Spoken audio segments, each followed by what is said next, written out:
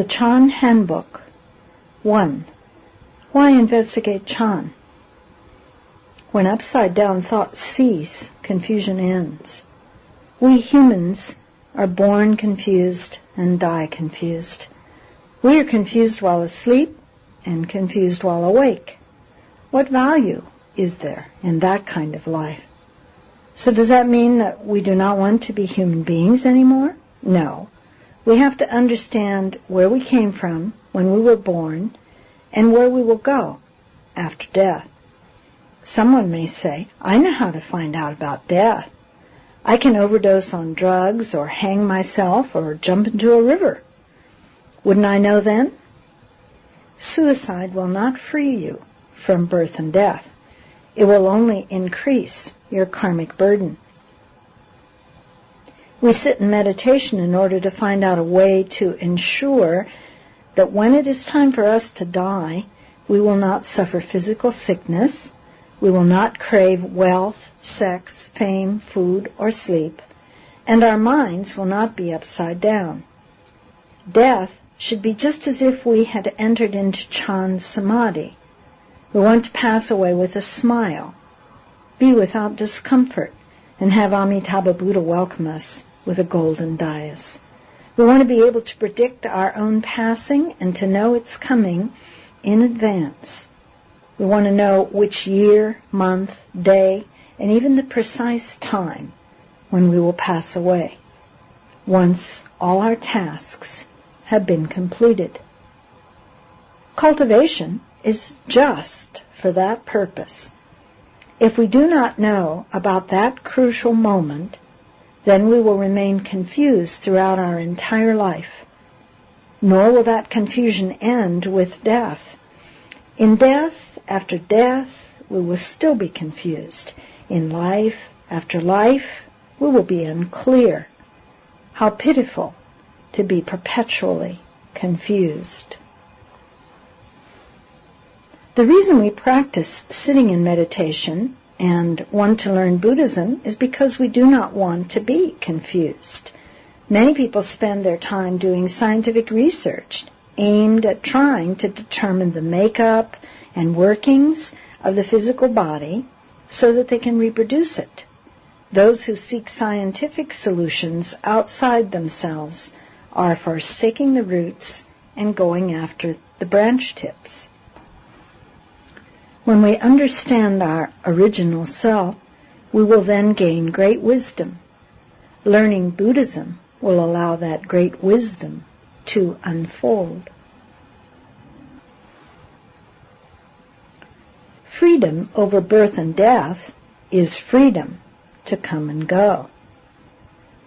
Those who investigate Chan can become masters over their own birth and death. They can come and go freely without any restraint. As it is said, my destiny is determined by me, not by heaven. Even old man Yama will no longer have control over us. Why not? We will have transcended the 3 realms. What does freedom to come and go involve? It refers to freedom to be born and to die. If we want to live, we can live. If we want to die, we can die. The choice will be ours, as we wish. Please take note, however, that this kind of death does not mean committing suicide. This freedom allows us to relate to our physical body as we would our house. If we want to go out and travel, we will be free to go wherever we want. If we wish, we can have 100 million transformation bodies to teach sentient beings throughout empty space and the Dharma realm. If we do not wish to travel, we can stay in the house, and no one will disturb us. We should know that everything in empty space and in the Dharma realm is included within the Dharma body. Nothing can go outside the Dharma body. All of you have gone to a lot of trouble to attend this Chan session and to work not just because you hope to gain freedom and security over birth and death. You want to control your own life. and to be your own master. Being able to do that is truly the state of freedom over birth and death. In investigating Chan, you need to reach the state of not knowing that there's sky above, earth below, and people in between. You need to become one with empty space. Then there is some hope for enlightenment. Right now, walking and sitting and walking provide the key that will open our wisdom.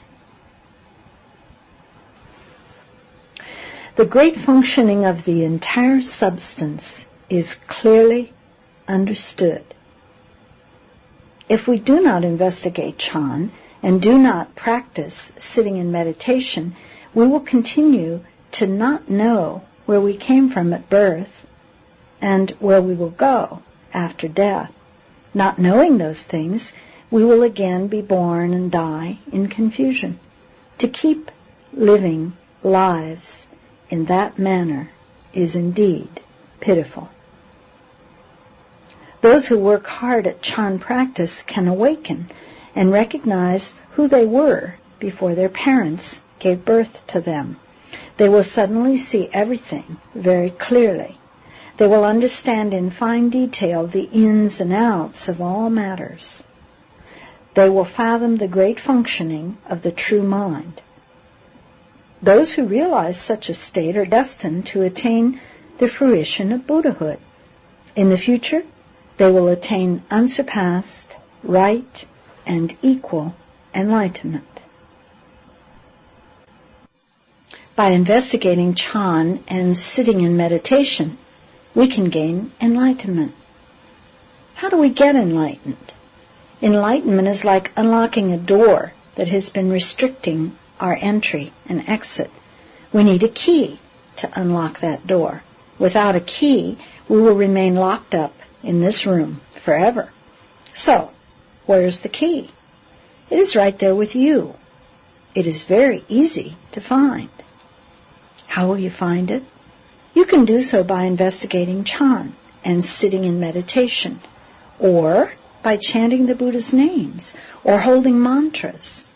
Practicing in those ways is equivalent to searching for the key. When will you find it? That depends on your stage of cultivation. If you practice with vigor and fortitude, you will find it very quickly.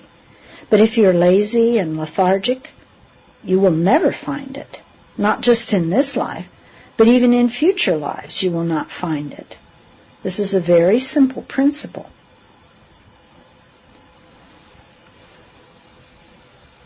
We want to learn how not to be attached to self and others.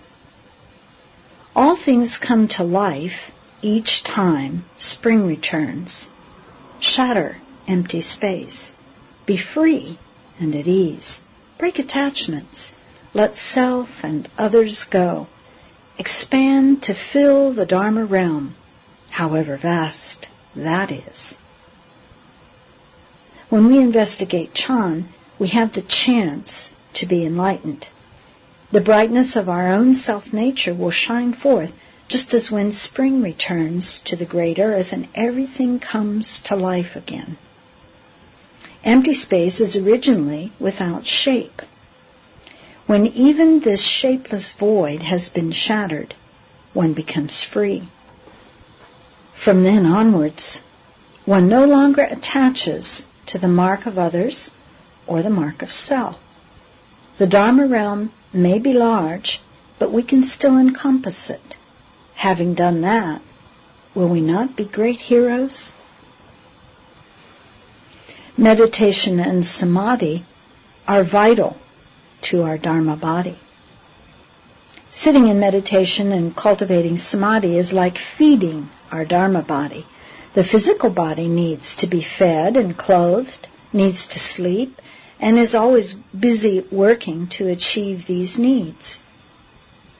One cannot go without food, clothes, and sleep, even for one day. Everyone is the same in this respect. We cannot do without any of these things. But our Dharma body also needs food, close, and sleep. Sitting in meditation provides our Dharma body with natural food. By absorbing the true nutrients from empty space, our Dharma body will thrive. Entering Samadhi gives our Dharma body essential rest. If we never enter Samadhi, our Dharma body gets no rest. And finally, our Dharma body must be clothed in tolerance. Meditation and Samadhi are vital to our Dharma body. When we meditate long enough, our Dharma body will taste the flavor of Dharma and can absorb the true goodness of empty space. The physical body needs these three items, and so does the Dharma body. When we cultivate, we should clothe our Dharma body in tolerance by being tolerant of others. We should enter the thus come one's abode by entering Samadhi. And ultimately, we should ascend to the thus come one's seat. This is how we should nurture the Dharma body every day. Sitting long brings Chan, which cleanses and purifies the mind. The aim of sitting in meditation is to open our wisdom. Enlightenment is the opening of our wisdom. With wisdom, we will no longer be confused, the way we have been in the past. If we sit without moving and our mind does not wander, we can enter Samadhi. When we have Samadhi, our wisdom will naturally open up and all our problems will be solved effortlessly. The Buddha is not very different from an ordinary person. The difference is that he has great wisdom. Great wisdom also means spiritual penetrations, whereby the mind and spirit have no obstruction. Wisdom and spiritual penetrations are dual and yet not dual, but they are not the supernatural power of ghosts. Ghostly penetrations arise from using the perceptive mind's deduction. Ghosts may think that they are intelligent, but they are not. Real wisdom does not require thinking. When we gain real wisdom, our knowledge of things comes naturally, and we can exercise it freely. When we have wisdom, we fully understand all things. Without wisdom, all things become upside down. Things may be upside down, yet one who lacks wisdom is still unaware of that. If one knows one's mistakes, one may still be saved. However, if one was unaware of one's mistakes, what results will bring real suffering? If we want to leave suffering and gain happiness, we must have wisdom. With wisdom, we need not suffer anymore. If we understand this principle, we can avoid any more afflictions. Actually, this reasoning is very simple. However, Chan sitting requires time. As it is said, practice sitting for a long time, Chan will appear. Live in one place for a long time, affinities will develop. Investigating Chan actually cleanses and purifies our mind. Stilling thoughts is a process of calming down our thoughts and getting rid of all the defilements. This is exactly what Venerable Master Shen Xiu meant when he said, "Time and again brush it clean and let no dust alight." If we understand this principle, we should make determined effort in our practice of Chan. Everyone must strive hard and be patient. Though our legs may get sore and our back may ache, we must endure that pain. Remember, if the plum tree did not endure cold that chills to the bone, how could the fragrance of its blossoms be so sweet? 2. What is Chan? Concentrating on a focal point is the key to success in everything. The method of sitting in meditation is essential to learn in cultivation. What does the word Chan mean? Chan is a Chinese abbreviation for the Sanskrit word dhyana. Dhyana means thought cultivation, the stilling our thoughts. Chan meditation is the method used to reach dhyana, a stilling of our thoughts. Why do we need to sit? It gives us an opportunity to quiet our scattered thoughts. Normally, when we sit, our minds wander. Where do our minds go? They indulge in false thinking, which sends us anywhere our thoughts take us. Without having to pay for traveling, we can take a rocket ship. False thoughts fly everywhere without restraint. Why is it that people do not have wisdom? It is because the mind wanders everywhere. Why do we age day by day? It is because the mind rushes to all sorts of places. Suppose someone drives a new car recklessly and aimlessly. Doing that will definitely consume and waste a lot of fuel. Eventually, the car and its parts will be damaged and mechanical difficulties will result. This analogy applies to the human body as well. If we do not know how to take good care of it, if we indulge it without restraint, it will definitely consume a lot of fuel. What fuel would that be? That fuel is our precious mental energy.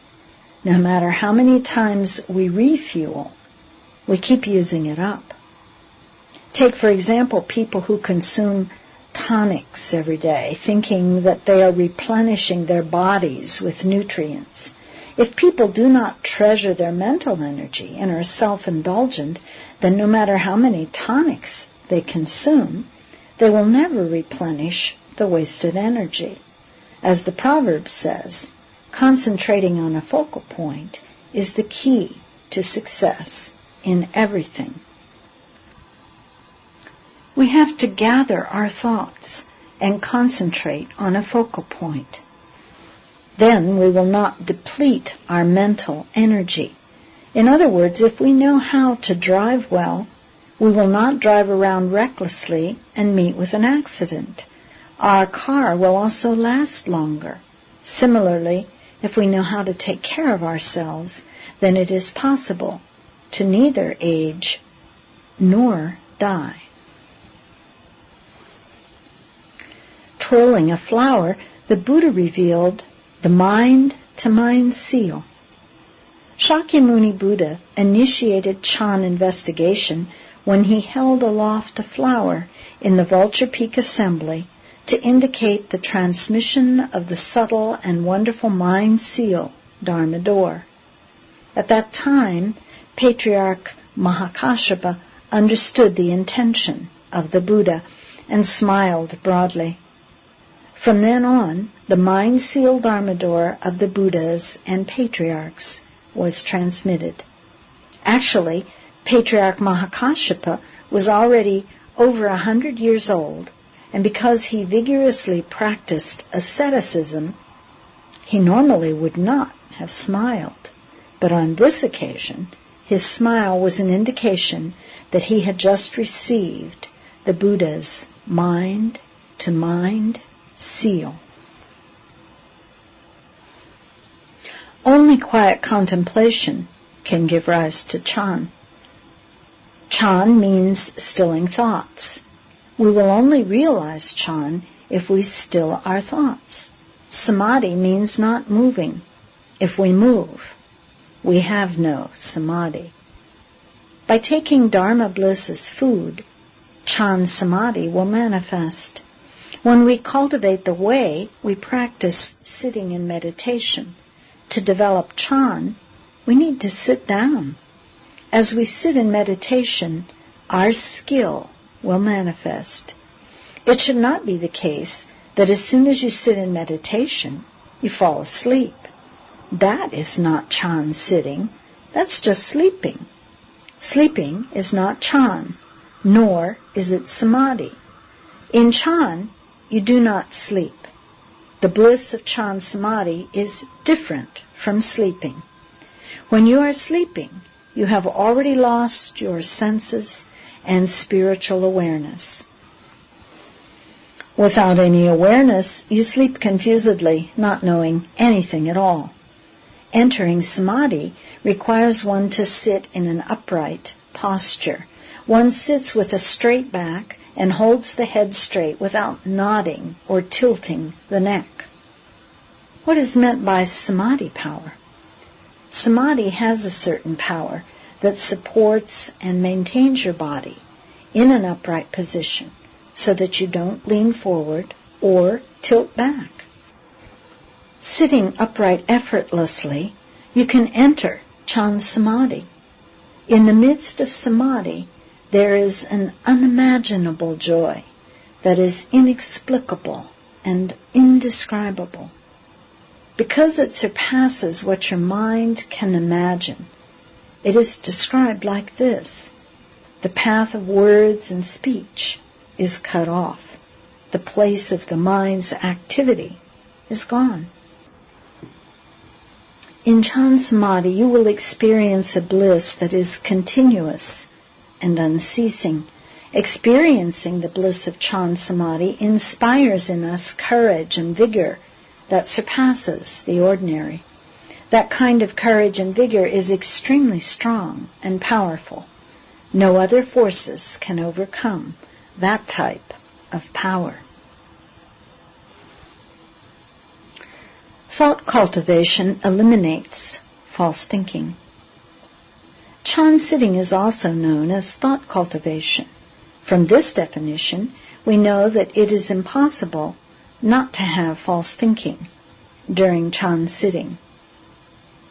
Normally, our false thinking comes and goes like waves on water. Waves come up because of wind. When we meditate, why do false thoughts arise? It is because our self-nature still contains falseness. This falseness is like the wind, and false thoughts are just like waves on water. As we practice meditation, we need to silence our thoughts. That means we must stop the false winds. Thought cultivation aims at reducing false thoughts and stopping the waves that constantly arise in our minds. Stilling means quieting the thoughts so they cease their movement. When we cease thinking and deliberating, we can give rise to Samadhi power. Over time, as Samadhi power develops, wisdom will manifest. With wisdom, our minds can illuminate the true nature of all dharmas. When not a single thought arises, the entire substance manifests. When the mind is completely stilled so that not a single shred of false thinking remains, we will be able to enter Samadhi and our original wisdom will manifest. We will then truly understand the basic reason why we are human beings and will no longer be moved by external things. When the myriad external conditions do not move our mind, we can then be considered to be in unmoving suchness, where all is absolutely clear and constantly understood. At that time, the 8 winds of praise and ridicule, sorrow and joy, gain and loss, defamation and eulogy, will not be able to move our minds. People may praise us or ridicule us as they wish. In favorable or adverse conditions, we will advance vigorously. No suffering or joy will move our minds. Gain refers to things that benefit one. Loss refers to things that harm one. Defamation means to slander. Eulogy is to commend or glorify one's name. Unmoved by the 8 winds, I sit erect on a purple golden lotus. Not being blown about by the 8 winds is the result of thought cultivation, or silencing the mind. By not being moved by external factors, we can then understand how to practice sitting meditation. Silencing the mind reveals our wisdom. Investigating Chan requires non-movement of the mind and thoughts, and this means silence. The Chan method works like the thrust of a knife, cutting right through. Because Chan investigation is apart from the mind consciousness, it is known as putting an end to the mind.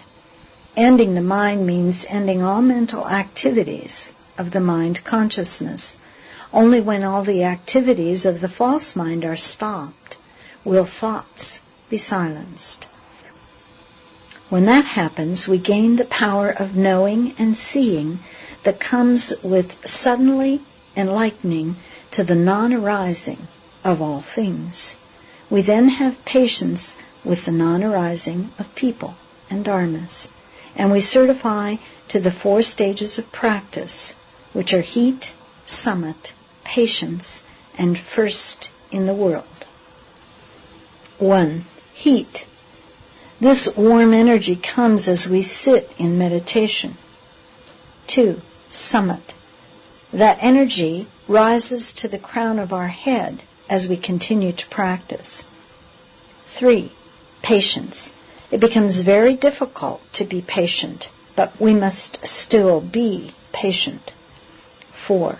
First in the world. We become a world-transcending great hero.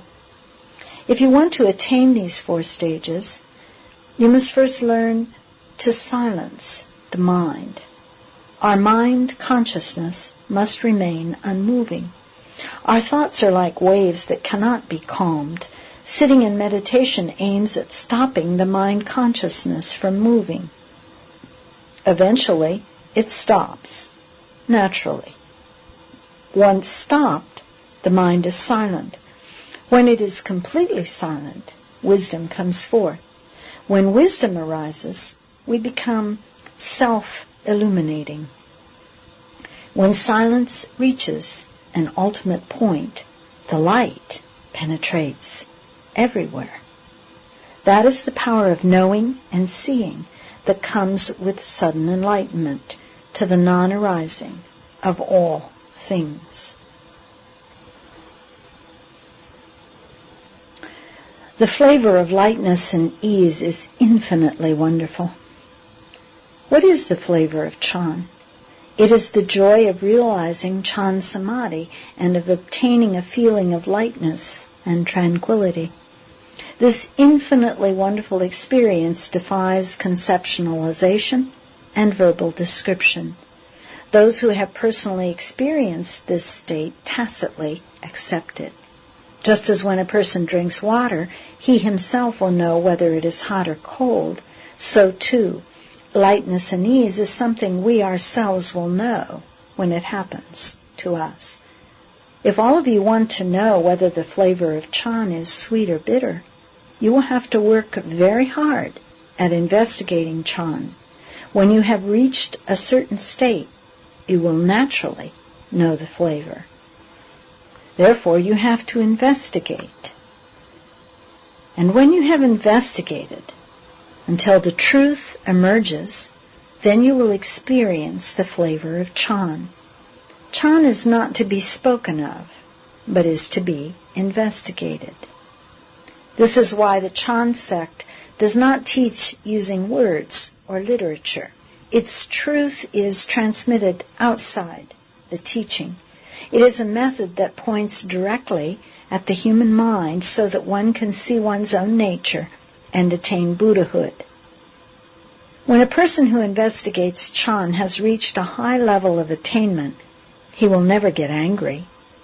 He will not fight or contend with others because he has attained the samadhi of non-contention. He will not pursue fame or gain because he looks upon wealth as being dewdrops on flowers. He looks upon official status as being frost on a rooftop. Both vanish without a trace in no time. 3. There are 10 benefits of investigating Chan. 1. Adhering to practices that bring peaceful dwelling. When we sit in meditation and investigate Chan every day, we acquire a certain deportment. This deportment takes practice. When we investigate Chan year after year, month after month, day after day, hour after hour, and minute after minute, there are proper ways to practice. Running meditation is an example. When it is time to do running meditation in the Chan hall, someone shouts, "Run!" and everybody runs. We may run until we perspire and almost pass out. We may run until we are not aware of the heavens above, the earth below, and people in between. During running meditation, we can become unaware of ourself, and fundamentally, there is no longer any self. When our running meditation reaches the point that we have no notion of self and others, we will be contemplating at ease. In the absence of self, we will have no false thinking. In the absence of people, we will have no false thoughts of others. At that moment, we are contemplating at ease. Neither in emptiness nor in form does one seek the thus come one.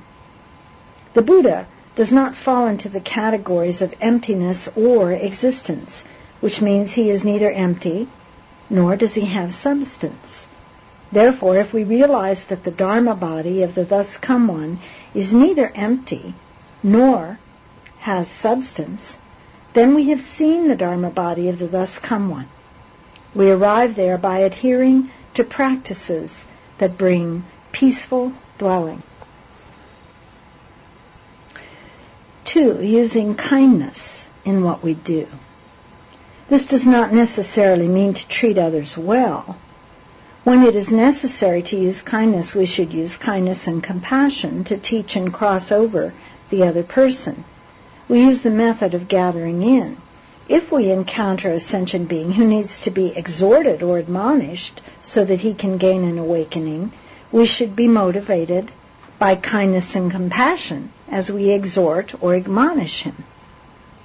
Or, in the Chan hall, the incense board is often used to tap people into an awakening.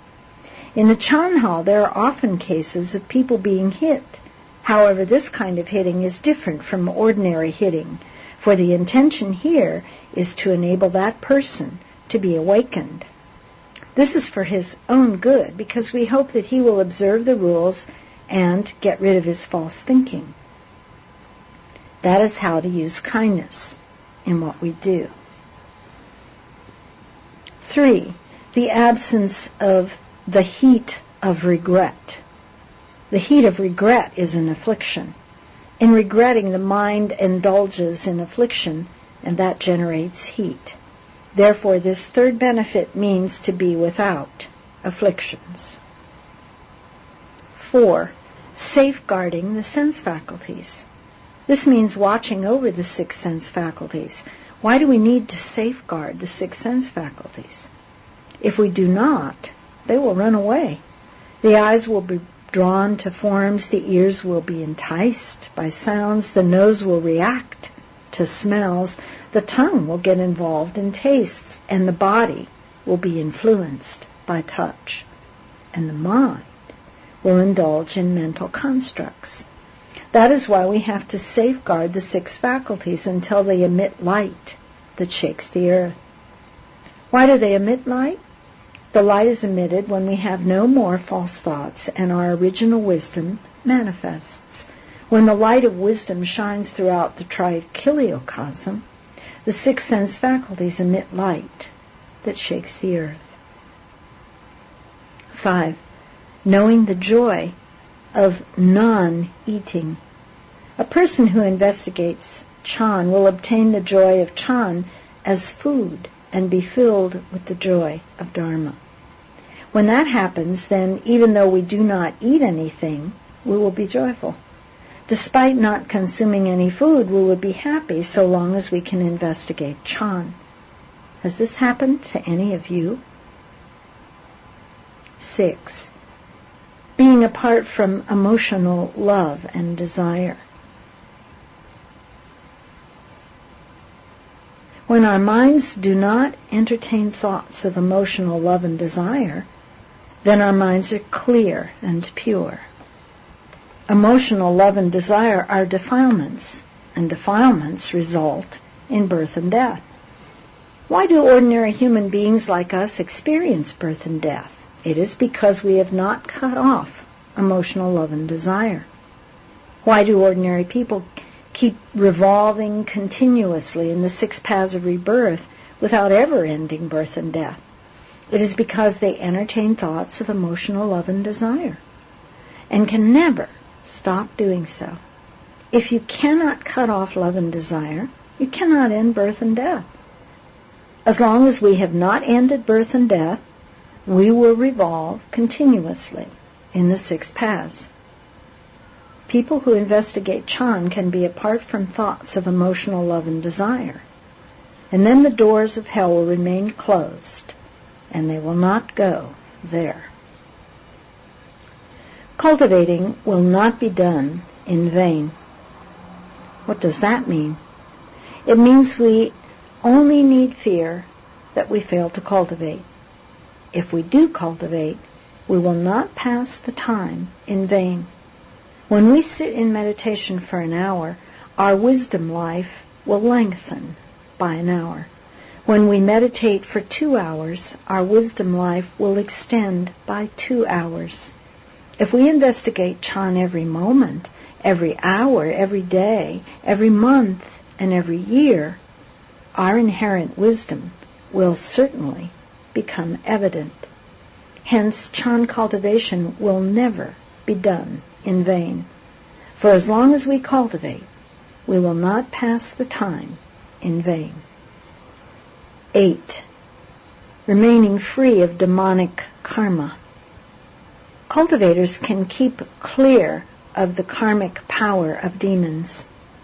When we are free from karmic obstructions of demons, no demon can obstruct us in any way.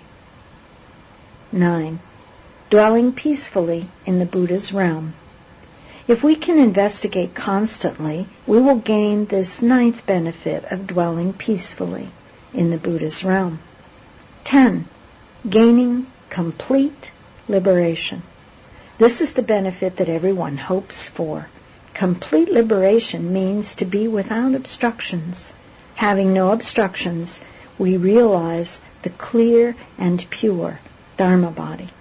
Those are the 10 benefits of investigating Chan. 4. How to investigate Chan. A. Sitting meditation. The Vajra posture quells demons. When sitting in Chan, make sure your posture is correct. A correct posture benefits both body and mind. Without it, sitting in Chan loses its meaning. When we sit in meditation, we need to first relax the body and mind. Don't tense up. It would be ideal to sit in full lotus, which is the basic posture. To sit in full lotus, put the left foot over the right thigh, and then move the right foot over the left leg. This is also called the Vajra position, which means it is firm and unmoving. All the Buddhas of the past attained Buddhahood by sitting in the Vajra position. In this sitting posture, we can subdue demons from the heavens and counter those of externalist ways. When they see us in this posture, they surrender and retreat, not daring to come forward and create trouble. Once we are sitting in the full lotus posture, our eyes should contemplate the tip of our nose and not look left and right. The eyes contemplate the nose contemplates the mouth contemplates the heart, This way, we can gather in our body and mind. The mind is like a monkey or a wild horse, and you must tie it up so it won't run away. It is said, concentration brings results that are efficacious. Being scattered results in nothing at all. We need to sit properly, keeping our back straight and our head up. Don't lean forward, backward, or to the left or right. Sit firmly, being as stable as a large bell, the kind that does not sway or move. Don't be like a small bell's clapper that swings back and forth. Full lotus is the proper posture for sitting in Chan. Beginners in Chan meditation who are not used to it may experience pain in their legs and may get a backache. Don't worry. Just grit your teeth and be patient for a while, and those sensations will naturally subside. The saying goes, with long sitting, there's Chan. So, keep at it, and you will naturally attain the flavor of Chan. Full lotus posture makes it easy to enter samadhi. Full lotus posture is another name for the Vajra posture just described. By placing our left foot on top of our right thigh and then placing our right foot on our left thigh, we achieve full lotus posture. The left foot belongs to Yang, while the right foot belongs to Yin. When assuming this meditation posture, the left foot, which is Yang, is placed first so that it is under, while the right foot, which is Yin, is placed second on top. This balance of Yin and Yang could be seen in the Taiji symbol, which depicts the Absolute, from which come primal beginning, and then from primal beginning, the two primary forces of Yin and Yang are shown symbolically as intertwined fish. For those who prefer, it is acceptable to put the left foot below and the right foot on top. The Dharma is not fixed and can be adapted according to a person's preference. It is not necessary to attach rigidly to the particulars of sitting posture. I am teaching the classic method where the left foot goes on the right thigh and the right foot goes on the left thigh. It is not a fixed rule that you have to sit in this position. In conclusion, lotus posture facilitates entry into samadhi. It makes it much easier to do so. If we could enter samadhi while walking, it would not be necessary to sit. The state of samadhi is devoid of false thoughts. When the mind does not entertain a single thought, then it will not be defiled by even a single speck of dust. When our mind entertains no thoughts and is not defiled by even a speck of dust, then we can continue to develop our skill while walking, standing, sitting, and reclining. At that point, we will not be limited to the sitting posture alone. Once your legs no longer ache, you have really begun investigating Chan. When you first learn how to sit in full lotus posture, if your legs feel stiff and painful, you may sit in a more comfortable manner. Thereafter, you should learn to sit in half lotus posture. Then, when your legs do not feel so painful, you can then learn to sit in full lotus posture. When your legs no longer ache, you have really begun investigating Chan. That marks the actual beginning. Basically, Chan investigation is intentionally looking for something to do when one has nothing to do. For instance, a cultivator who has eaten his fill, slept enough, is warmly clothed, and has nothing else to do, will then investigate Chan. Getting good at it, we can then roam and play in the world. Sit straight without leaning. The basic posture of sitting meditation requires us to hold our body upright. We must sit straight and not allow ourselves to lean this way or that. However, you should not force yourself. It must come naturally. Turn the tip of your tongue back and let it touch the roof of your mouth. Then swallow your saliva. When it flows into your stomach, it can balance your energy and blood. Sweet dew cures many illnesses.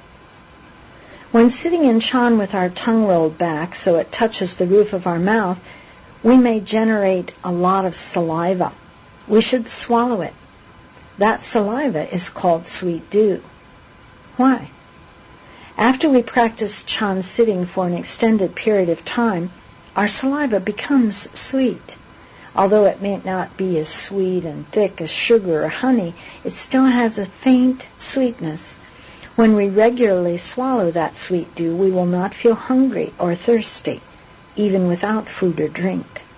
When a person's practice reaches the stage where he is not aware of walking, standing, sitting, or reclining, his skill merges with every movement, and he is in samadhi in every instant. This is described as the Naga remains in stillness always. There is never a moment of non-stillness. The sweet dew we swallow can cure numerous illnesses, strengthen us physically, and help us open our wisdom. But we must practice diligently without interruption. Why is it that cultivators do not wish to talk much? They need to concentrate on their practice. No matter what they are doing, be it gathering firewood, fetching water, welcoming guests, and seeing them off, or traveling about, they are always practicing hard. When our skill reaches maturity, then even without any volitional effort, we will still continue to practice hard.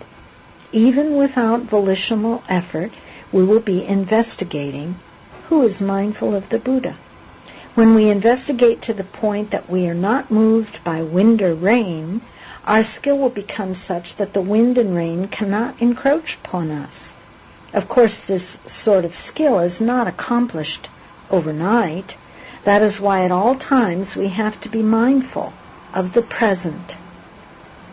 Sweet dew is also referred to as our own drink and is recognized as a medicine. It is an elixir that enhances longevity. It is a medicine that brings liberation from birth and death. It is a tonic for escaping the cycle of rebirth in the 6 realms of existence. Everyone has this medicine, but most refuse to take it. Most people ignore the root and are attracted by branch tips. In other words, they search high and low outside. This sweet dew tonic originates from our self-nature. If we constantly apply effort in our practice, our saliva becomes sweet, even sweeter than honey. When that medicine takes effect, the body will undergo changes internally. Those who have not experienced this benefit in cultivation do not know what I'm talking about. Those who have experienced it will be ever diligent. They will not put off cultivation or take breaks. We must be persistent in upholding this practice and constantly guard it. We should not be erratic in our practice so that we fish for 3 days and then dry the net for 2. Heat something for 1 day and then let it get cold for 10. Pluck a lotus blossom today and then pick a peony tomorrow. We need firm sincerity and honest determination. We must constantly practice hard in order to progress on the path. To progress 1 day and then retreat the next is a waste of time. Eyes contemplate nose, nose contemplates mouth, mouth contemplates heart. When sitting in meditation, sit up straight and erect. Don't lean backwards or forwards, and don't lower your head. Keep the head upright. The eyes should look at the nose to see if the nostrils are pointing upwards or downwards. Pay close attention to it. The nose should watch the mouth. But you wonder, does the nose have eyes? By focusing on the mouth, the nose will gradually develop eyes. The The more you focus the nose on the mouth, the sooner the nose will actually see the mouth. The nose contemplates the mouth, and the mouth inquires of the heart. Inquire into whether your own heart is black or white or yellow or red. What kind of heart is it? Go ahead and inquire into that. If you discover that it is black, then you have to turn the black heart into a white one. When you see your black heart turning white day by day until it becomes a treasury of brilliant light that integrates with the Dharma realm, then you can know you are gaining a little skill. Do not breathe through your mouth. Breathe through your nose. Sometimes the nasal passages are blocked, which makes breathing through the nose difficult. However, if you can breathe through your nose, when you inhale, bring the breath down to just behind the navel, not below it. That place is empty and is without anything. In fact, from the beginning, there has never been anything there. That place is where your breath has to stop. Sometimes people who practice will ask, do you know how to catch your breath? That is a very important question. If you can catch your breath, then your external breathing becomes an internal breathing. That internal breathing replaces the external breathing. This is why a practitioner with sufficient skill does not breathe externally. The external breathing has stopped, but the internal breathing functions. With internal breathing, there is no exhalation through the nose or mouth, but all the pores on the body are breathing. A person who is breathing internally appears to be dead, but actually he has not died. He does not breathe externally, but the internal breath comes alive. At that time, when your eyes see forms inside, there is nothing, because all forms have been emptied. The ears hear sounds, but the mind does not know. When you contemplate your mind, the mind is also empty. Looking out for forms, forms vanish. Looking afar at objects, they too become empty. But at this point, you should not think that you are great. You have merely activated an initial expedient and are experiencing the state of lightness and ease. Do not mistake a thief for your own son. Do not mistake where you are in your practice, thinking that you are already very great. Heat, summit, patience, first in the world. When sitting in meditation, the tongue touches the roof of the mouth. This is the point where the two channels of run and do connect. When these two channels are clear, then the circulation of energy and blood is also clear, and one feels at ease. When there is saliva in the mouth, swallow it into the stomach. Doing this frequently is just like using sweet dew to water and nourish a young Bodhi sprout. After sitting for some time, a warm energy fills the body, and it may become very hot. At this stage, certain changes begin to occur. 1. Heat is the first stage. This warmth originates at the cinnabar, the point just behind the navel, spreads to the whole body, and then circulates back to the cinnabar. This warm energy circulates like that again and again during the stage of heat. 2. Summit is the second stage. When you have experienced the warmth for some time, during which your body's chemical plant has done the necessary experiments, you will then reach the summit. At the summit, you feel as if there is something at the top of your head, yet there appears to be nothing there. If you say there is something, you cannot see it or touch it. You only experience this feeling at the top of your head, and you will invariably feel it is indescribable. 3. Patience is the third stage. After the summit stage, you begin to experience an unbearable feeling. No matter how unbearable this feeling is, you have to endure it. This is known as the stage of patience. After the summit stage comes the stage of patience. It is very difficult to pass the stage of patience because of the discomfort associated with the top of your head. It seems as if there is something trying to drill a hole through to the outside. At this point, you have to be very patient. As time goes by, the drill penetrates through and emerges from the top of your head, just like a little bird that has been set free from its cage. And, like a freed bird, you will feel exceptionally happy. 4.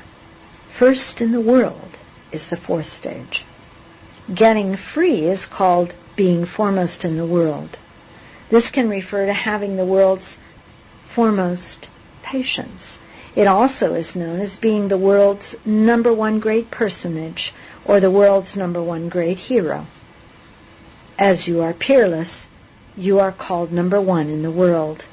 Even when you have become number one in the world, you will still have to be very careful and continue to cultivate every day. Subduing guest dust afflictions is like letting muddy water settle. When we sit in Chan, we have to cleanse our mind and reduce our desires. This is the first step in cultivation.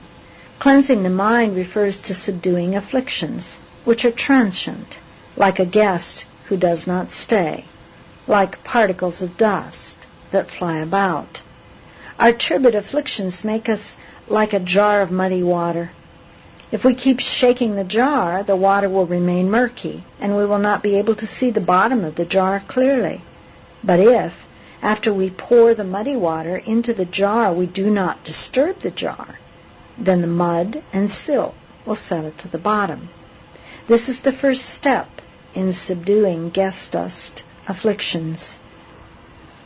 Sitting properly in meditation for even one kshana, one moment, generates more merit than building as many pagodas of the 7 jewels as there are sand grains in the Ganges River would.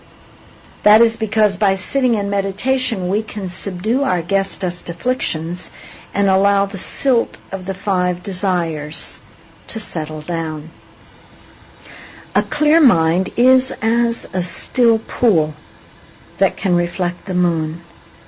A calm will is as a bright sky without a trace of clouds. Investigating Chan while walking, standing, sitting, and reclining. Chan sitting cannot be considered fun. It involves enduring a lot of hardship. We begin our first sit at 3 o'clock in the morning, and we continue sitting and walking right up to 12 o'clock midnight. Our rest period at night is only 3 hours long. In the afternoon there is also a 1-hour optional rest period.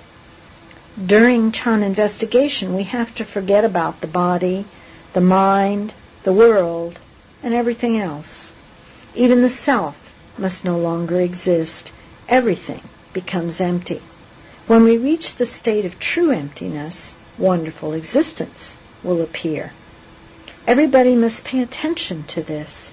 During cultivation, do not talk unnecessarily. False thoughts. Take care not to be lazy or stop to rest. We should treasure every minute and every second. As it is said, a moment past is a moment less of life. Therefore, we have to investigate Chan while walking, standing, sitting, and reclining. Cultivating Chan at all times, we have to constantly pay attention to our investigation. The more we investigate, the more transparent and bright we become. Concentrate. Persevere. When we investigate Chan, we should not fear backaches and pain in our legs. We must draw on our Vajra will and use patience and perseverance to investigate Chan. We must constantly persevere and be firm and uncompromising in our resolve. In every moment, we must practice hard. In the past, virtuous elders in the monastic Sangha having practiced sitting meditation for many years, continued to sit. This shows that cultivation is not so simple and easy. We must endure. We cannot pluck a lotus blossom today and pick a peony tomorrow.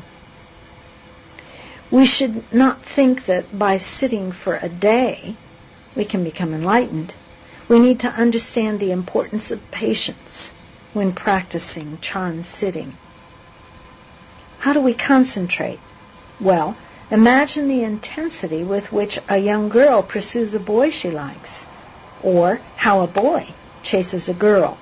That is how concentrated we should be in meditation. If we can be that determined and intent on our investigation of Chan, so that we are ever mindful of the present, then there is no reason why we cannot succeed.